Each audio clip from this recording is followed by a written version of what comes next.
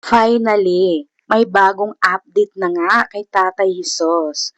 Kung maalala niyo si Tatay Hesus, siya nga ang tinulungan ni Ivana Alawi noong nakita niya ito sa kalsada. At talaga namang napakagandang balita ito dahil after 7 months nga o ilang buwan na rito na ang bagong update kay Tatay Hesus. Nagtungo nga muli si Ivana Alawi sa probinsya ni Tatay Hesus at kita naman natin na may video ito or vlog soon. At ayan nga, nagluluto sila Ivana Alawi. At syempre, ito na nga yung lupa at bahay na binigay ni Ivana kay Tatay Hesus. Talagang ibang-iba na talaga ang laki ng improvement ni Tatay Hesus at for sure, marami na naman nating mga kababayan ang matutuwa sa vlog na ito ni Ivana dahil muli ngang binalikan ni Ivana si Tatay Hesus after ng ilang buwan.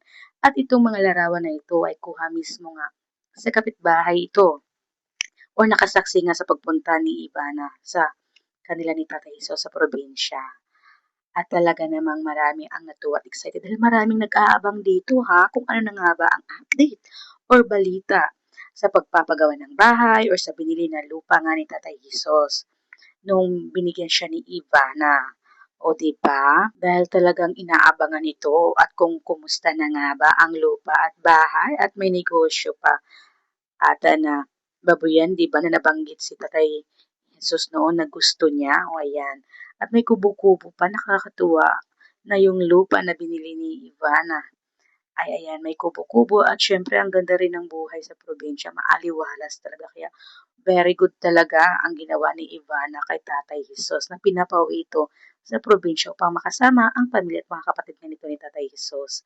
Kaysa dito sa Manila, alam naman natin kung gaano yung buhay ni Tatay Hesus dito. Nasa kalsada lang siya natutulog, kumakain, at syempre, yung health din. Diba? Tignan mo sa probinsya, puro puno. O, ayan, very fresh.